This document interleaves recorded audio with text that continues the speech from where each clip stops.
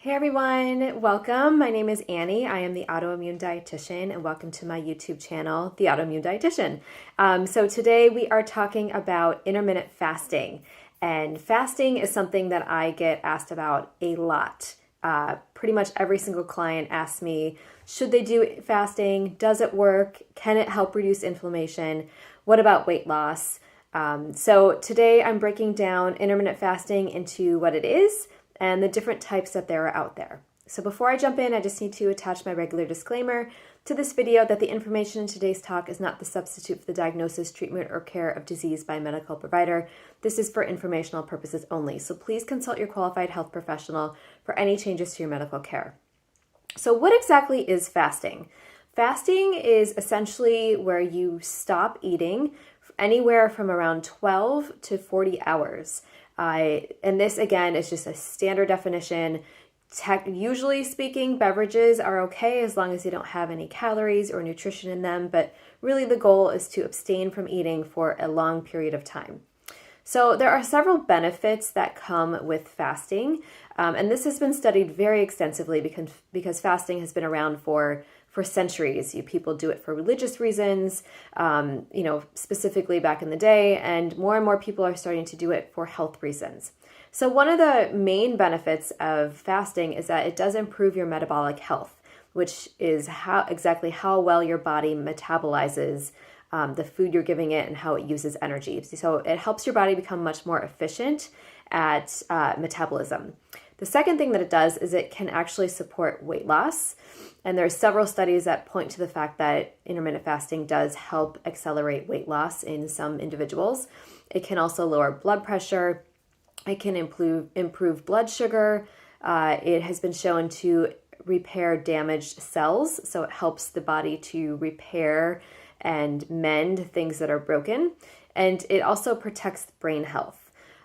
So there are, obviously with any to fasting technique or anything that we do for our health, there are always downsides. And so some of the downsides of fasting is first of all, goes against intuitive eating. And I am a huge proponent of intuitive eating, where you listen to your body, you eat when you're hungry, you stop eating when you're full. And fasting can actually interrupt those hunger cues, and it may cause you to lose that sense of eating for your hunger and satisfying your body with food when your body actually needs it.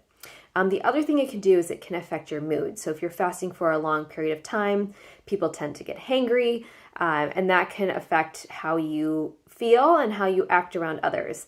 And then the last one that is not really talked about a lot is it can actually raise your cortisol levels. So fasting is definitely putting stress on your body, and anytime there's stress, your cortisol levels, which is your stress hormone, will start to rise. So if you are someone who has chronic stress, or you have issues with your adrenals or your HPA axis, and there's some dysfunction there, you may not want to fast because that could just throw you further into that deficit.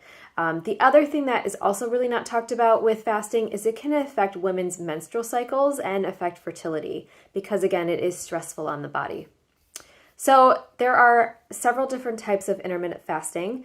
The first one that I'm going to talk about is called time-restricted eating. And this is probably the most popular one out there where most people are doing time-restricted eating. It's basically where you fast for 12 or more hours and then you eat within a specified window. So right now, the most popular way to do this is called the 16 and 8 method, where you fast for 16 hours and then you eat within an 8-hour window. Some of the benefits that come with this type of eating include weight loss. It also helps support our circadian rhythm because we don't overeat before bedtime. That being said, it also depends on kind of the window in which you choose to eat. Research has really shown that if you eat earlier in the day, that is more beneficial than if you kind of push your calories to later in the day.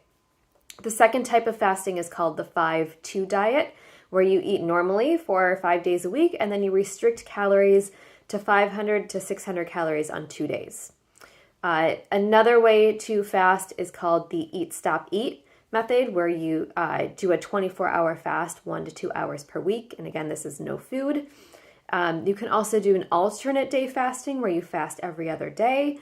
And then there's something called the warrior diet, where you eat small amounts of fruits and vegetables during the day and then eat one large meal at night. This is probably the one I would recommend the least because, again, if you eat too close to bedtime and you have a large meal right before you go to bed, that may disrupt your sleep. It affects blood sugar as you're sleeping. It can affect your cortisol levels as well. So which fasting method is right for you? So my advice is to really pick the one that really fits best into your life. Some of these are not ideal, especially if you have a family. Think about your family meals when you all eat together. So if you're doing a 16 and 8 fast, most people find that they skip breakfast and then they basically eat lunch and dinner so they can have dinner with their family. I mean, the downside of that is, again, you're eating a larger meal closer to bedtime, which may disrupt your sleep. And I also recommend do whatever makes you feel the best. So fasting is definitely not for everyone.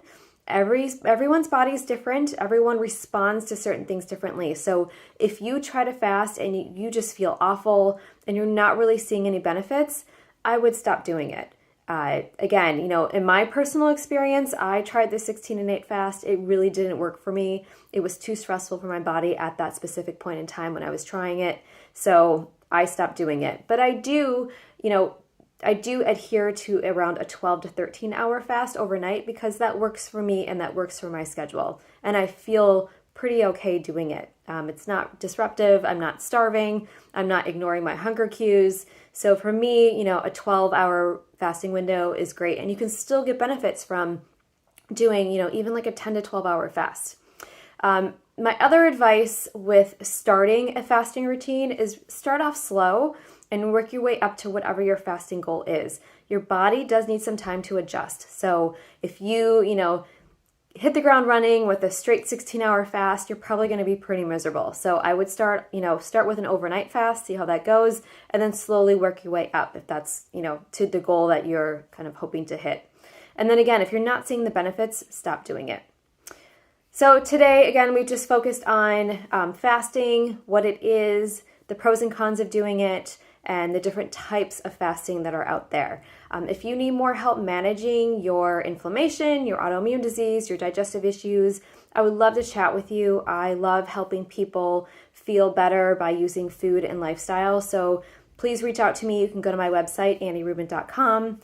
The link should be in my YouTube profile, and you can book a free discovery call there to chat with me. I also have plenty of free materials on my website. You can check those out. I have a very extensive blog, and that's it. And then I also have a weekly newsletter, so you can sign up for that. It comes to your inbox every Thursday. If you don't like it or if you find it not helpful, you can feel free to unsubscribe. You will not hurt my feelings.